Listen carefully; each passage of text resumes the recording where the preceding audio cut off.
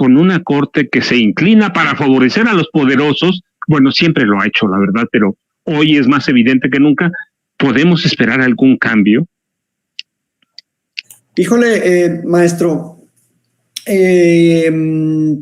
voy a antes de hablar de las fallas del aparato judicial en sí,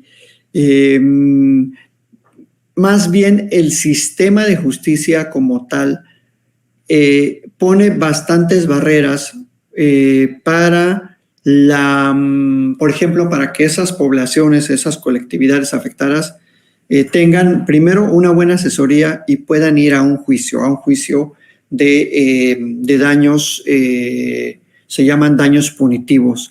No son acciones fácilmente de entablar porque requieren muchísimo estudio y requieren trabajo permanente y requieren un equipo de abogados. Entonces, de por sí el sistema en general de justicia, más allá de los jueces, de los juzgados, digamos, de la gente que está en los juzgados, que trabaja en los juzgados, el sistema de justicia está muy atrasado en ese aspecto, en las acciones colectivas y de reparación del daño ambiental.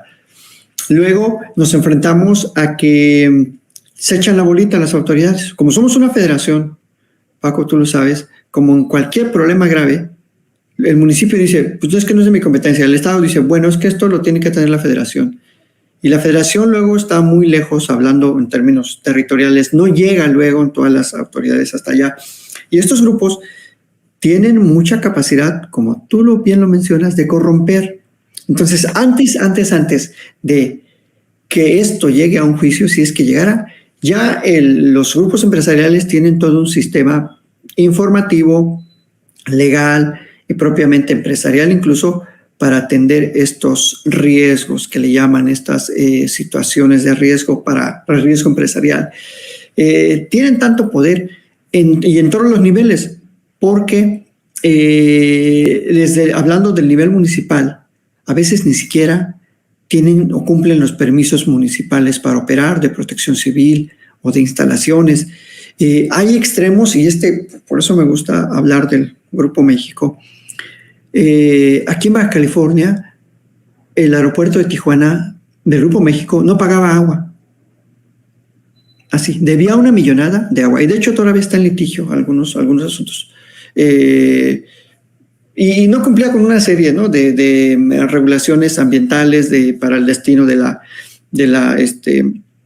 los desagües que tienen, para el tratamiento de sus residuos que no son industriales, etcétera. Entonces, desde ahí empieza la corrupción y desde ahí empieza el aparato que tienen estas empresas para evitar rendir cuentas, evitar ser sometidas a juicio. Ahora, el segundo impedimento es una barrera ya de tipo formal, como te decía. No hay quien asesore a estas víctimas. La Profepa luego no hace su trabajo de manera adecuada.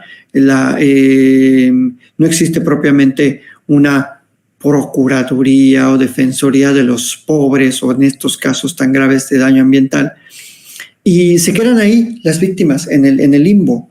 Y sí depende mucho de la voluntad del gobierno federal. Y entonces el gobierno federal tiene que como absorber esos casos y tratar de diseñar una estrategia. Pero estos grupos tienen la ventaja, pues esto ocurrió hace 9 años, esto se debió resolver por lo mucho hace 5, pero como las acciones legales empiezan hace tanto tiempo, hace 9 años, luego tenemos otro impedimento del sistema legal, que prescriben. Las acciones prescriben, algunas acciones. Es decir, si tú no vas a reclamar tu derecho después de un tiempo ante un tribunal, ya no tienes ese derecho, como si se esfumara.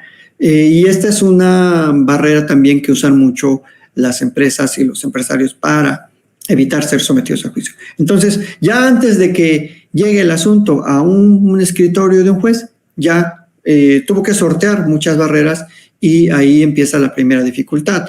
Yo creo que si esto llegara a un tribunal federal, no le vería, porque en materia ambiental quiero sí señalar que los tribunales federales han sido consecuentes, pero no hay cómo lleguen estos asuntos hasta los tribunales. La verdad es que sí hay buenas resoluciones en materia ambiental, pero dependen mucho de cómo se empiecen a diseñar desde un principio. Y eso cuesta mucho trabajo, mucho dinero, y la gente sinceramente pues la gente del Río Sonora lo que quiere es comer, cultivar su chiltepín, cultivar pues lo que es de consumo agrícola para, pues de autoconsumo, más bien dicho. No, ni siquiera es un consumo o una producción industrial lo que hacen las poblaciones aledañas. Entonces, a veces se impone la regla de la supervivencia y más allá de que de por sí el Poder Judicial estos temas luego no le quiere entrar, pues tenemos muchas barreras desde antes. Entonces, es un sistema, en el caso de los daños ambientales y de las acciones para este tipo de daños, tú comentaste la tragedia de Pasta de Conchos, que depende muchísimo de la voluntad política. O sea, no estuviéramos hablando del rescate de Pasta de Conchos si no hubiera llegado el presidente López Obrador a la presidencia. Entonces, ahí está uno de los grandes problemas y grandes retos y grandes reformas, no solo del sistema judicial, del sistema legal, o sea, del sistema de cómo la gente puede, de manera sencilla, de manera rápida, de manera accesible, acudir a un tribunal cuando ocurren este tipo de daños. Y no deberíamos estar 10 años después todavía diciendo que no ha avanzado, que no hay plan de remediación, que el fideicomiso fue insuficiente. Entonces, este es un caso muy paradigmático para los que siguen en la 4T, los que van a tomar el bastón de mando, diría el presidente, pues para que le entren a los verdaderos problemas que está padeciendo la sociedad. Eso sería mi comentario, Paco. Y mire, déjeme decirle lo que dice el doctor de Paz, de